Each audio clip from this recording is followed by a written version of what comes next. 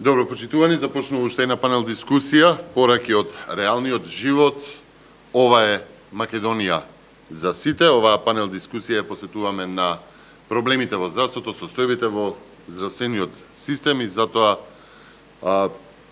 ги собравме капацитетите од ВМРО ДПМН и тука ќе дискутираме заедно со Игор Гила Николов, председател на Комисијата за здравство на ВМРО ДПМН, Ристе Симеонов, доктор Ристе Симеонов, член на Извршниот комитет на ВМРО ДПМН и Александра Николовска, член на Извршниот комитет на Унијата на млади сили. Нема да должам премногу, мислам дека состојбите во здравството се и проблемите во здравството се премногу познати во јавноста и затоа ќе им дадам збор веднаш да почнат. Ќе започнам со Гила, со доктор Игор Николовски. Пред известно време, мислам дека добри 5 години траеше еден притисок за изградба на нов клинички центар во Скопје. Се наметнуваше како тема во јавноста, се правеше притисок од владата, од ДУИ и СДС, се бираше локација, се избира и пари, иако немаше ни проект, колку што се сеќавам на твоите пресконференции, Гила, се бараа дури и 5 пати повеќе пари од она што беше предвидено претходно за изградба на клинички центар и некако ми се чини дека одеднаш од кога се најави оној проект за двата коридори за изградба на 2 коридори во Македонија, тој притисок некако спласна. И сега некако гледајќи ги состојбиве со криминалот и корупцијата во Македонија, ми се наметнува едно прашање дали воопшто беше прашањето од здравствен аспект, од грижа кон граѓаните за изградба на нов клинички центар или за тоа стоеше можеби некој друг мотив поврзан со евро и долари. Добар ден. Благодарам за поканата. Интересна е оваа анализа што ја напомнувате и е вака релативно прилично точна, заради тоа што одеднаш нема никакво зборување за проблемите на здравството, особено инфраструктурните проблеми на здравството, особено клиничкиот центар. Доколку пред 4-5 години бевме во континуитет бомбардирани дека ќе се направи ултрамодерен, софистициран и така натаму проект кој што повеќе личеше на мегаломански, иако на хартија го немаше како проект, туку имаше само некакви PowerPoint презентации.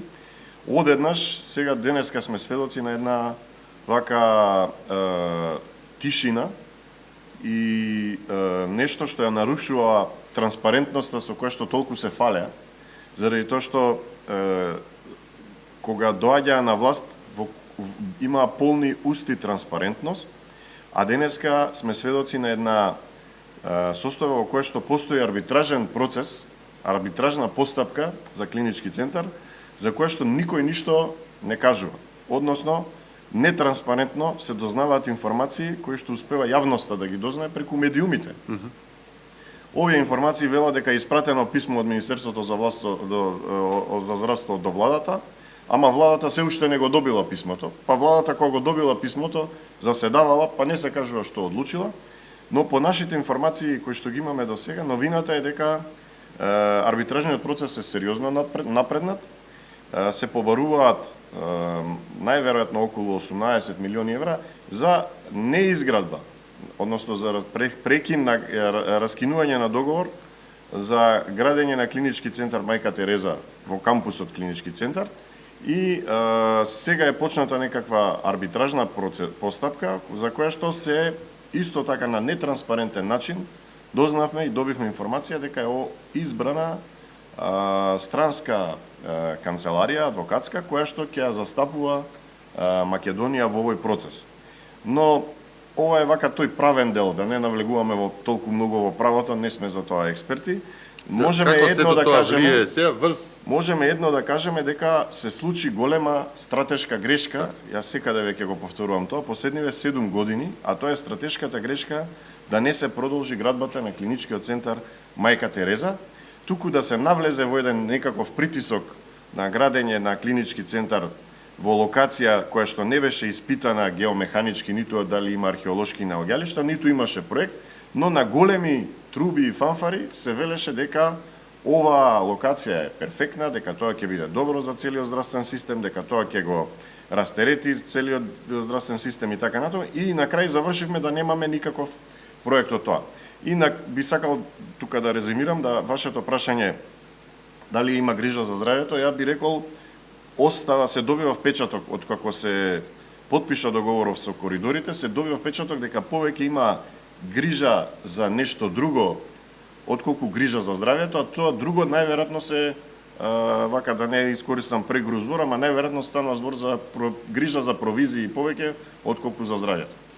Како сето тоа влие врз здравството, јавното здравство? Еве, ги спомнавме кампусот клинички центар во Скопје, имајќи предвид притисокот врз јавното здравство, притисокот врз докторите, притисокот врз пациентите кои што не добиваат квалитетни услуги, со тоа што да речеме за еден магнет се чека и по 6 месеци, по половина година, што не било случај претходно. Така е. Постојат повеќе проблеми кои што посебно се потенцира и после оваа ковид криза која што имавме. И клиничкиот центар кампус Мајка Тереза е практично центар кој што е поминат од времето, му е поминат рокот. Клинички центар со поминат рок. Тој требаше да се модернизира и минимум требаше да се продолжи веќе од почнатиот проект. Но тоа бидејќи не се случи, ние сега дојдовме во една фаза да имаме практично павилионски тип на болници. Значи имате павилиони, една зграда, па друга зграда, па трета зграда, па четврта зграда, наместо предвиденото, како што го имате во другите болници и од светски тип и дури и овие во моментот пријатните, каде што имаме единствено вертикално движење на пациентите. И тука целото тоа функционирање е многу поедноставено кога имате само вертикално движење, отколку кога од еден павилион треба да го преместите пациентот на друг павилион, излегува надвор, па излегува надвор, друга па некој зграда, треба да го бутка, па таму треба да се качи во лифт, па вертикално движење таму, значи имаме вертикално и хоризонтално движење. Тоа е систем, тоа е правено за здравствен систем на кој што му е поминат рокот. И сега ние, значи, со едно возило со поминат рок, сакаме да имаме добри резултати, но не е возможно заради проблемите кои што ги дава инфраструктурата. И втора работа, тоа причинува друго, причинува да медицинскиот персонал, кадрите кои што се во вакви несоодветни услови, го напуштаат јавното здравство. Младите лекари кои ќе видат целата таа дисфункционалност или тешко функционирање заминуваат од земјата и се наоѓаме во една состојба кога имаме голем проблем, два големи проблеми, и инфраструктурен проблем и кадровски проблем. Кадровскиот проблем е уште потежок и тука би одговориле на ова ваше прашање за долгите листи на чекање. Заради тоа што долгите листи на чекање произлегуваат од дефицит на медицински персонал, не е само од дефицит на апарати. Заради тоа потребно е да се преземат мерки, активности и соодветна кадровска политика во која што ќе се вклучи вработување и зголемување на бројот на медицинскиот персонал на сметка на зголемениот број на администрација. Ние имаме најава од последниот четвртиот министер на оваа влада на ДУИ СДС дека ќе се унифицираат, односно дека ќе се организацијските директори ќе се спојат или ќе се направи едно обединување на административната клетка на клиниките, но тоа не го гледаме, сведоци сме дека и понатаму се назначуваат нови организацијски директори, се прима нова администрација која што не помага во болничкиот процес, помага во администрирањето, во фактурирање, во останати процедури кои што веројатно треба да се со дигитализацијата да се олеснат. Нас во здравствениот систем ни се потребни повеќе медицински лица, отколку повеќе администрација. Тоа треба да им биде на сите јасно. Денеска се случува обратно. Наместо медицински лица се внесува повеќе администрација.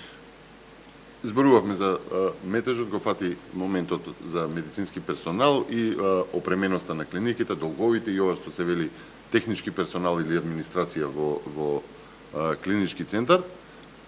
Но, дали тој притисок може би се намалил, кога до сега, а веројатно до сега барем едно 10 пати требаше да бидат завршени клиничката болница во Штип или онаа во Кичево. До каде се тие два проекти? Еве вака Така нај експонирани во јавноста заради низата проблеми кои што ги има. Како што знаете, ние организиравме во континуитет настани во клиничката болница и во Штип, настани и во Охрид, во близина на Кичевската болница. Тоа се две тажни приказни, и Штипската и Кичевската болница. Последните информации кои што стигаат е дека прво и сите луѓе кои што живеат и во Штип и во Кичево знаат дека нема напредок во овие два објекта. Иако во 2017 година Штипската болница беше во една напредната фаза. Тука немавме само проект, тука имавме веќе зграда сериозно напредната, која што требаше едноставно да се продолжи. Но што се случи? Се случи да заради нереализирање на одредените фази на проектот, државата го изгуби правото да ги повлекува кредитните линии кои што беа обезбедени од европски развојни банки и ни се случи тоа да ја добивме забрана за повлекување на кредитните линии. Со самото тоа не се успеа да се заврши болницата во Штип. И што се случи? Се случи да во COVID-19 кризата, наместо да имаме една завршена Штипска болница или да се рамниме со соседните земји како Србија, каде што Белград видовме дека се направи нов клинички центар, наместо Штипската болница да ја превземе еден дел од теретот и од ковидот и од останатиот дел од здравствениот систем, ние бевме сведоци како се набавија нови модуларни болници или модуларни трафики, кои што денеска се сите кои што биле или кои што можат да одат да ги видат, се единствено може да се каже дека се неупотреблив и грд споменик од ковид пандемијата. Дури и она најкорисната која што беше на клиниката за инфективни болести, информациите стигаат денеска дека е пред распаѓање, а сите останати модуларни болници се скоро бескорисни за медицинските центри каде што се наоѓаат, и да не ја спомнуваме онаа трагедија која што се случи во Тетово, каде што модуларната болница практично однесе 14 животи заради тоа што се случи да изгори за помалку од 30 секунди, и тоа беше знак дека практично не беше добро планирана, изградена и така натаму, но не видовме некаква сериозна завршница на целиот тој процес. Кога станува збор за Тетово и за пожарот во модуларната болница, имам сериозни сознанија и еве ќе потпрашам дали е точно дека постои трета зграда, трет објект изграден кој што не е во функција, всушност е целиот функционален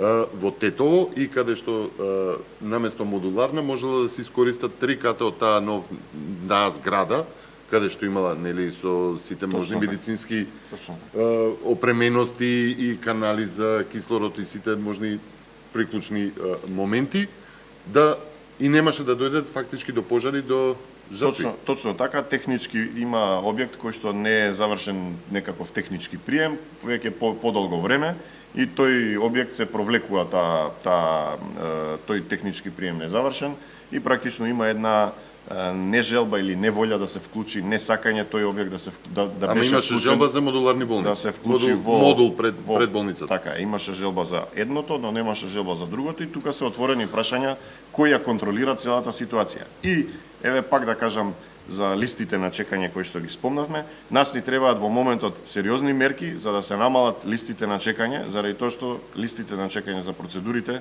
се навистина големи, вие ги спомнавте, сите знаат и граѓаните знаат, без превземање на сериозни мерки корективни, листите на чекање ќе останат и понатаму долги, а тоа ќе резултира секако со проблеми кои што ги почувствуваат граѓаните. Спомнавме дека има тажна приказна за изградба на клиничкиот центар во Штип и оној во Кичево, но од друга страна постојат разноразни управни и надзорни одбори на кои што звучни имиња од политиката земаат и по 1000 евра месечно. Па и не само тоа, имаме се уште, гледам, морав да се потсетам во меѓувреме на пресконференција од ноември 2022 година, во кој што се споменува, да речеме, Андреј Женовски дека е еден од оние кои што бил од тие одбори за градба на тој клинички центар и зима 1000 евра месечно заради партиципација во тој одбор. Токму тоа оди во правец на дискусијата дека ни е потребен медицински персонал, отколку персонал кој што е административен и кој што е скапо платен. Втората работа, ние во овој период на економски кризи последователни, нели имавме ковид криза, па сега воена криза, не видовме некакви мерки на штедење, особено мерки на пример на намалување на членовите на управните одбори, бидејќи секоја болница, секоја клиника, секоја институција има управен одбор кој што може бројката барем на членови да биде намалена во знак на некаков обид за заштедување на средства и на ресурси, доколку тоа сакаше да се постигне. Понатаму, имаме, сите бевме сведоци кога Фондот за здравствено осигурување беше во една тешка состојба, кога не успеваше, кога му паднаа сите системи заради некаква несоодветна заштита, кога луѓето не можеа да си ги обезбедат своите основни права на здравствено осигурување и не можеа да, например, трудници не можеа да добијат она што им трудничко боледување кој што им следи, сето тоа беше заради техничка дисфункционалност, ниту редовна терапија, ниту плати ниту може да се подигна терапија и не видовме некакви, жалосното е што не видовме некакви мерки кои што сакаат тоа да го направат, некакви мерки на штедење. Како пример за мерка на штедење беше најавата на четвртиот министер дека ќе ги организацијските ќе ги спои или ќе ги укине. Втората мерка, трета која што можеше да се предложи, да се намали бројот на управни одбори. И зошто мора секоја клиника да има бројка на управни одбори на надворешни луѓе кои што ќе дискутираат на тоа. Четврта мерка можеше да биде да се посвети повеќе внимание на кадровската политика, да се земе медицински персонал повеќе, отколку персонал кој што ќе тера административната работа и реално докторите чувствуваат дека на толку административни работници работата треба само од себе да оди, а за жал тоа не е случај. За жал листите на чекање се долги, плановите за чекање се долги и се пролонгира. Второ што треба да го спомнеме и што е поврзано со фондот е позитивната листа. Дојдоа на власт со најава дека ќе направат модерна позитивна листа, дека ќе имаме модерни лекови, дека ќе биде се подобрено и така натаму. Што се случи? Се случи да позитивната листа не е мрдната последните 7 години нула, вкупно 11 години. Зошто тоа се случува? Не може да се каже, веројатно некаков нема интерес за да се коригира таа позитивна листа, а веројатно тоа немање на интерес потекнува од повеќе канали или повеќе места или повеќе центри на моќ кои што имаат интерес да остане оваа стара позитивна листа, така да нашите пациенти се лечат со лекови од 95-та година, а сето тоа резултира со несоодветно, односно немодерно лекување и ова оди во прилог на онаа инфраструктура. Ако касниме со инфраструктурата и е поминат рокот, на позитивната листа и е поминат рокот, се отвара прашањето што чека Министерството за здравство и владата последниве 7 години и што прави? Дали го може да се каже дека на здравството во Македонија му е поминат рокот? Па имаше такви дебати дека имаме здравство со како наслов. Ако веќе ги споминавме и Фондот за здравствено осигурување и листата за позитивната листа на лекови, еден твој коментар како доктор на изјавата и нарекувањето од страна на најновиот пети министер во здравството за пациентот кој што моли за лекот Трикафта, кој што им беше ветен да го нарече циркузант. Па, видете сега, нашите пациенти се луѓе кои што можат да прочитаат, можат да прошетаат, можат да видат и комуницираат со таквите пациенти, комуницираат со мрежи на пациенти од околните земји. И имаат информации дека во околните земји секој пациент со цистична фиброза има право на лекот. Тоа е во сите земји на Европска унија и сите соседни земји на Балканот, освен во Косово. И сега, некој да му објасни дека ќе има посебна комисија која што ќе одлучува од сите диагностицирани кој ќе има право, а кој ќе нема право. Таа комисија е поставена на ниво на Господ и овие изјави идат во правец на тоа дека некој целосно ги подценува пациентите, а за жал дали ги прекршува оние норми медицински како доктор, како човечните, мислам, за жал некој што ги нарушува тие норми е министер за здравство, односно првиот човек за здравството, и тука навистина веројатно е многу болно за пациентите, веројатно е болно и за фелата, веројатно треба да се повика и да се почека и лекарската комора да се изјасни, веројатно треба да се изјаснат и сите здруженија на пациенти, и не е само за оваа група на пациенти. Сведоци сме за пациентите, односно здруженијата на пациенти со диабет, кои што исто така во континуитет апелира Нема ленти, нема... дека нема, но во континуитет нема нешто. Тие беа мирни, еве му дадоа простор на министерот последниве 6 месеци, но повторно сме сведоци дека здруженијата за диабет алармираат, бараат и во континуитет молат да им се подобри начинот на третман. Гила, ти благодарам да му стапиме место сега на Ристи Симеонов, член на извршниот комитет, доцент на хирургија, инаку дел од приватното здравство во Македонија.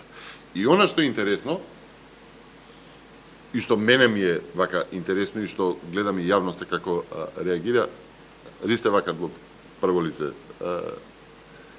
дали разликата помеѓу јавното и приватното здравство треба да е во однос на медицинските услуги и она што ќе го добие како медицина, или она што ќе го добие како, можеби, третман во насока на апартмански смештај, повеќе додатоци, исхрана или такви работи во здравството. Дали тоа треба да биде разликата основна? Дали помеѓу јавното и приватното здравство треба да има толкава огромна разлика во медицинската понуда, она што значи здравје? Благодарам многу. Само микрофонот ако може напред. Благодарам. Благодарам многу. Јас како дел на јавното здравство повеќе од 20 години, сега приватното 5 Уште години, побаво, да. можам да кажам дека разликата помеѓу јавното и приватното здравство е во организација на здравствениот систем. Значи, приватното здравство е добро организиран здравствен систем, каде што пациентот добива брза и ефикасна здравствена услуга. Тоа е заради персонализираниот пристап, персонализирана нега, каде што медицинските услуги во приватната здравствена установа се адаптираат на потребите на пациентот. Се одвојува доволно време од докторот и од медицинскиот персонал да се посвети на пациентот, со тоа се зголемува довербата кон медицинскиот персонал и кон докторот. Вие во приватна болница, во приватна здравствена установа, може за еден ден да направите специјалистички преглед, кај доктор по избор, комплетни лабораториски анализи и резултати од тие анализи, радиолошки испитувања, магнет, компјутер, ехо, и да добиете резултати за тие испитувања, за разлика од јавно здравство, каде што правите денес радиологија, после 2-3 недели добивате резултат, што не е во ред. Истиот ден во приватна болница да закажете оперативен зафат и да направите операција. Тоа е заради ефикасноста во работењето и распоред на ресурси, односно соодветен распоред на ресурси. Во приватна болница секој вработен има ефективно работно време. Тоа е главниот предуслов и главната разлика помеѓу јавно и приватно здравство. Во јавно здравство има поединци кои што имаат ефективно работно време, меѓутоа има поединци што не знаат што да прават сами со себе во тек на работниот ден. Тоа е главната разлика и соодветен распоред на ресурси. Значи, во приватна болница се знае на тоа и тоа оделение точно колку вработени треба да има со соодветен медицински кадар. Во јавно здравство некаде има вишок на медицински кадар, некаде има недостаток. Точно е дека можеби треба да има нови вработувања на медицински кадар, меѓутоа побитно по мене е да се направи точна распределба на ресурсите. Значи не може во една болница или на клиника да има 30 доктори, а таков кадар во други градови да нема. Значи не може во Струга или во Охрид или не знам во Битова да нема педијатар и анестезиолог. Една од причините во јавно здравство за недостаток на кадар е во тек на специализација. Докторите што се пратени од болници од други градови, во Скопје, бараат начин, најчесто политички, како во тек на специализацијата да останат на работа во Скопје. Јас немам ништо против доктори од провинција, напротив, меѓутоа мора да се зајакнат капацитетите во другите градови во државата. едноставно, од таа болница од која што е пратен доктор на специализација, по завршување на специализацијата, како специјалист, да се врати во болницата во градот од каде што е пратена специализација. Ова е интересно, постоеше еден пример неодамна, мислам дека веќе и година дена има поминато, каде што има определен доктор хирург во Струшката болница, но нема сала, а во Охрид има операциона сала, а нема соодветен доктор токму за користење на Докторот таа од Струга сала. ќе оди Дали во тако Охрид? нешто би се во една организација, ако земеме дека приватната организација за лекување како болница е пофункционална, би дозволила таков систем да се појави. Приватното и јавното здравство не треба да бидат конкурентност. Тие се составаме дел од здравствениот систем и треба помеѓу себе да соработуваат, да се дополнуваат, да се надградуваат и треба во здравствените политики да се земат силните и позитивните страни и од јавното и од приватното здравство и да се направи еден здравствен систем кој што ќе биде во интерес на општеството и на пациентите. Тоа може да се направи преку користење на заеднички цени на услуги од Фондот за здравствено осигурување или користење на ваучер услуги од Фондот за здравствено осигурување. Зошто да има листи на чекање во јавно здравство, кога може по тие цени на услуги Фондот да ги намали листите на чекање со препраќање на пациентите во приватно здравство. Да не биде тоа на терет на пациентите, цената на услуга која што е во јавното здравство да ја прифати приватното здравство и така ќе се растеретат листите на чекање. Во тој однос, каков е односот на државата кон приватното здравство? Дали на овој начин го гледа оваа влада? Оваа влада приватното здравство Не не само го ова, гледа, зборам последните 5 години. не го гледа како дел од здравствениот систем. Како што реков, треба да има здравствен систем на јавно-приватно партнерство. Тоа ќе биде од корист за целото општество, посебно за пациентите. Затоа што во приватни болници има строга контрола на квалитет на услуга. Со протоколи, со JC акредитации, и зошто да не се искористат позитивните и силните страни од приватното, кои што ги има јавното здравство и да се направи еден модерен, современ здравствен систем. И зошто? Тоа- Го барам одговорот, зошто?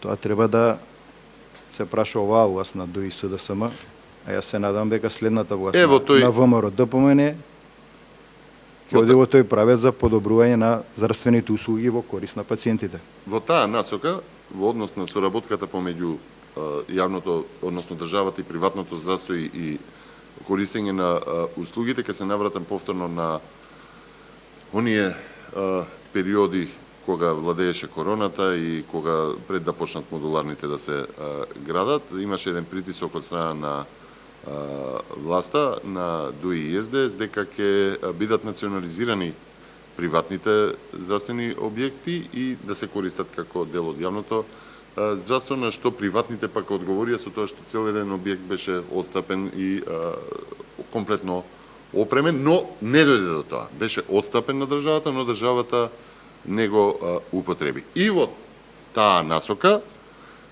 ако веќе нема ваква соработка, дали пак од друга страна може да препознаеме притисок од власта, од државата или од бизнисот, или воопшто дали постои еден притисок, ако направиме споредба со оној правен систем во Македонија, кај што дури и председателка на Судскиот совет излезе и напомена за бизнис политички притисоци, групации врз правниот систем, дали такви се појавуваат пак во здравството. Сега не би сакал да споменувам примери, но постојат такви во јавноста.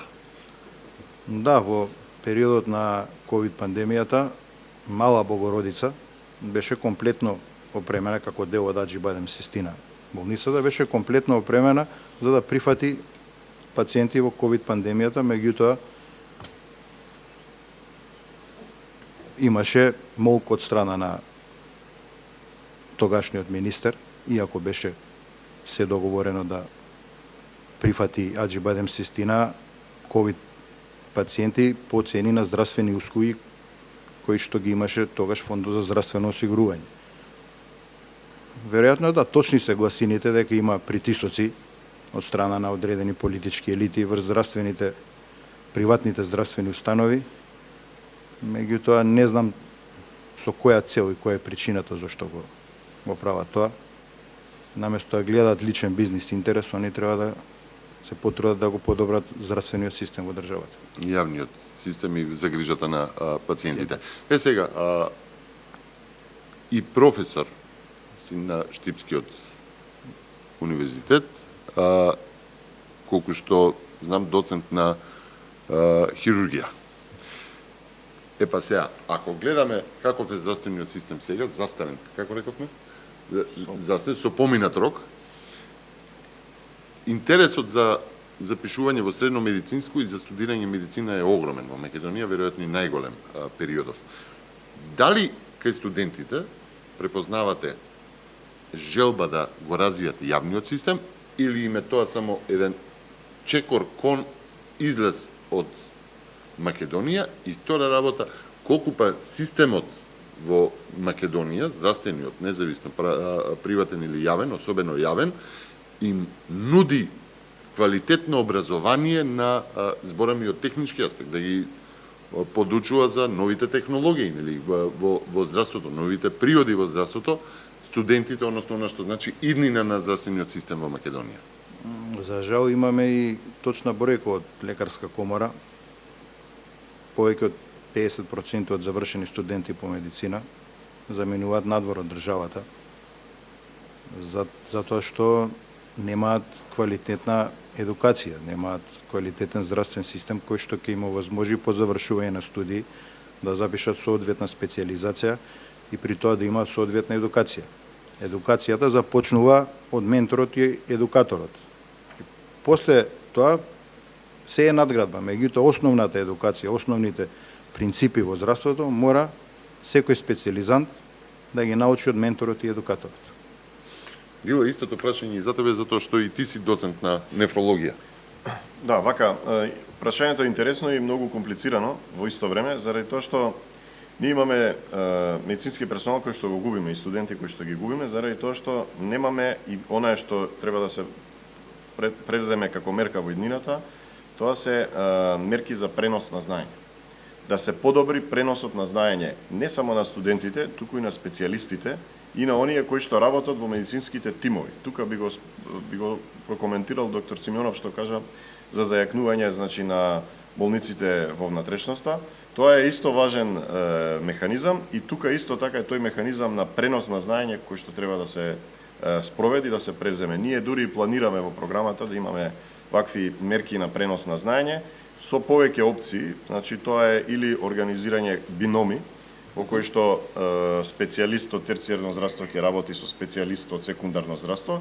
Едноставно ни требаат мерки за зајакнување на секундарното здравство и пренос на знаење во секундарното здравство. И втората работа е, ова што го спомнавме сите, да бидат двата здравствени, односно едниот здравствен систем и од јавното и од приватното комплементарни. И тука ни треба пренос на знаење и заедничка комплементарна соработка. Значи, оние процедури кои што можат да се направат во приватното, да се донесат во јавното и обратно, од процедурите од јавното да се донесат во приватното здравство со меѓусебна подобрена соработка и за тоа ни треба корекција на законската регулатива. Заради тоа што има луѓе кои што сакаат да работат во јавното здравство, но би работеле и во дополнително во приватното здравство. И истото, оние кои што се во приватното здравство, како што е примерот на доктор Симеонов, кај што предава во државен универзитет, значи го пренесува знаењето на дел од јавното здравство. Тие механизми, тие интеракции мора да се зајакнат и тоа е механизам кој што ќе ги зачуваме младите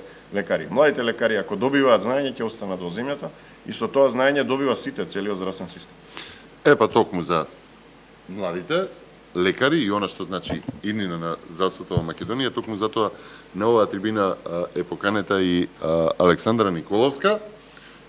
Честитки прво за дипломирање на медицинскиот факултет на 22 јуни, општа медицина и сега започнува овој период на 6 месеци стажирање. И сега ми треба вака вашето видување како една генерација која што го минала студирањето во овие услови, токму колку што ги опишавме. немање на клинички, раскинување на клинички, прекинување на програма за набавка на нови медицински... COVID-пандемија. COVID пандемијата, сите проблеми што произлегува од COVID пандемијата, овие притисоци за кои што слушаме во медиумите, нели, има вести, има полни се вестите со случувања во медицината од аспект на и на јавното и на приватното здравство, незадоволство кај медицинскиот персонал, се она што е сега. Вие завршувате медицина. Да. Какви се вашите погледи на она што треба да значи медицината во Македонија и иднината? Колку од вашата генерација, ева каде пренесете сликата на младите доктори, колку од вас што завршиле, погледот им е надвор од Македонија, на колку погледот им е во приватното здравство, а на колку им е во јавното здравство и грижата за пациентите? Значи, една комплетна слика, повели, Александра. Ти благодарам, Наум. Благодарам уште еднаш што сум дел од ваква панел дискусија и што го представувам гласот на еден млад медицински студент, кој е еден од ретките кои се уште не ја напуштиле земјата. Искрено голема чест и задоволство ми е што ова панел дискусија токму ја делам со двајца професионалци во својата област, експерти кои што се професори, доктори и едноставно знам дека и двајцата и јас сме сигурни дека треба да направиме вистински и коренити промени во здравствената политика, во здравствениот систем во Македонија. Зошто токму ова мое обраќање го почнав со два клучни збора, тоа се иселување и реформите. Овие два клучни збора би рекла дека се испреплетени и дека едноставно ние младите, како млади лекари студенти, тоа најмногу го приметуваме и затоа е алармантно тоа заминување од Македонија. Сметам дека немаме мотивација, немаме поттикнување од самиот здравствен систем од државата. Од мое лично искуство би рекла дека вака и со комуникација со моите колеги, кога го завршуваме факултетот, нели, општа медицина, немаме точна насока кон која сакаме да се определиме. Ни представува проблем. Или се насочуваме кон некои области кои што не се дефицитарни, например тоа е кардиологијата. Еве ќе го ставам за пример. Немам ништо против од тоа човек да е амбициозен, да цели кон високо, но сметам дека треба да имаме поголем поттик, поголема мотивација од самата држава со цел да опфатиме и други области кои што се дефицитарни во Македонија, како што е семејна медицина, како што е анестезиологија, педиатрија и така натаму. Така што стварно сметам дека преголема мотивација не е потребна со цел да се насочиме патот кај ќе го изодиме понатаму, по крајот на завршувањето на факултетот општа медицина.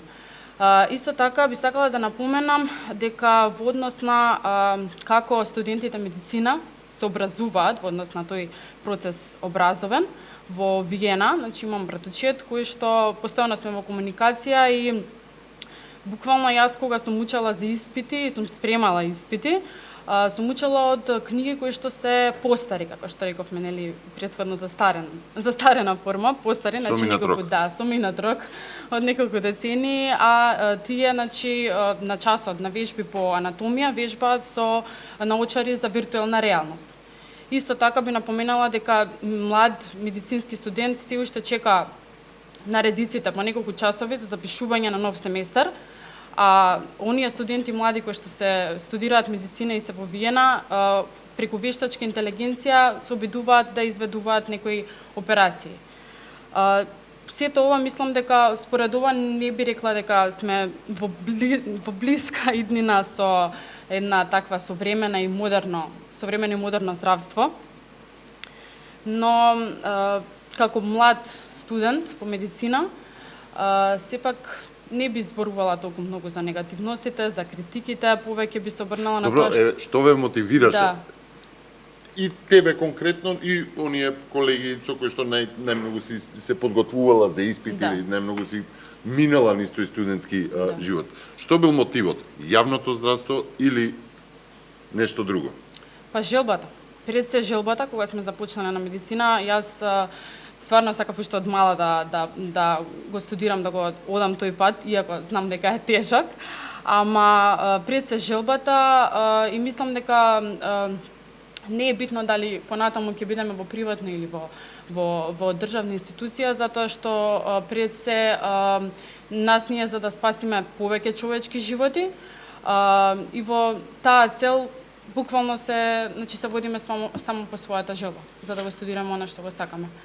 Член си на извршниот комитет на Унијата на млади сили, колку овие здравствени политики се дел од вашата работа како дел од промената, особено имајќи предвид ова патот што сте го изминале таму и следејќи ги случувањата што се дел. Која е вашата визија за здравството во? Да.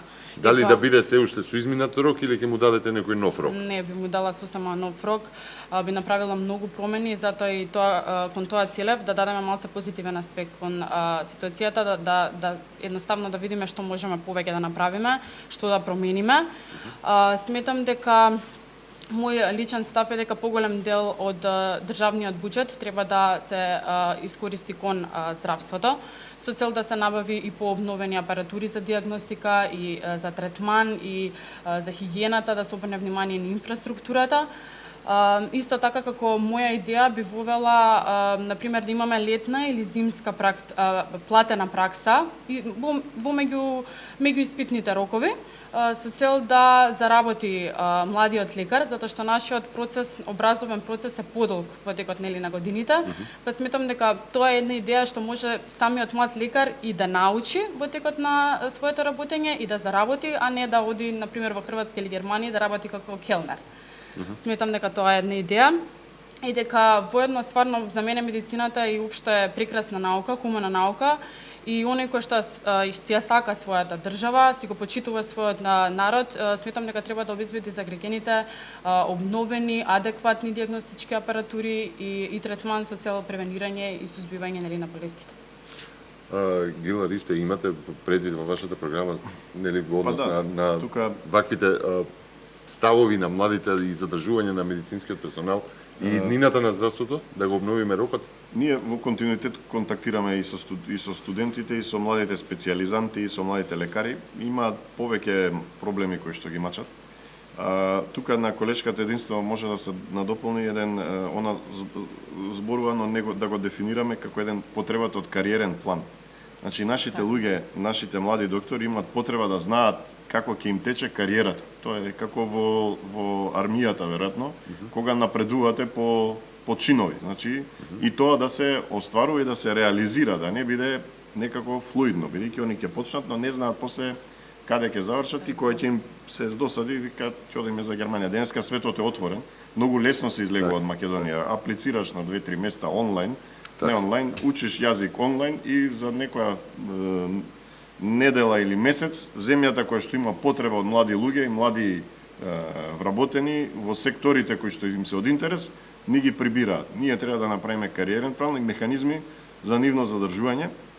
Размислуваме на повеќе механизми за кадровска политика за задржување, дали тоа ќе биде со стимулација на специјализации, дали ќе биде стимулација, како што кажа колешката, да биде одредена платена услуга, која што треба да биде секако и обавезна, да не биде само платена за хартија. И исто така, тука е повторно важноста на она што го велиме, пренос на знаење. За жал, сведоци сме дека ковид пандемијата силно удри и на образовниот процес, посебно на медицинските факултети, заради тоа што ние имаме се една генерација од последните 3 години која што немаше доволен контакт со пациенти за да го исполни она квота на знаење која што е потребна и сега се тука потребни механизми на, повторно ќе кажам, на пренос на знаење и едукација и доедукација.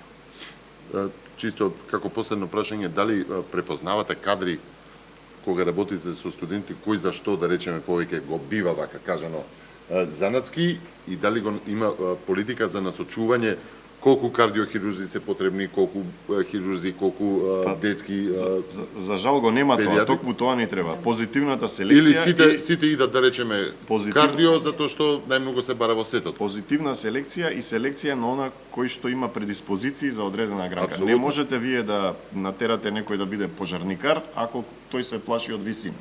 Истото се случува. Не можете да го натерате доктор да биде ако се плаши од крв. И така на тоа. Не, меѓу медицинските мислам. Добро, тоа е дел од политиките кои што треба да се развијат. Да се развиваат. Јас ви благодарам за учеството на ова панел, дискусија која што всушност го даде насловот на денот.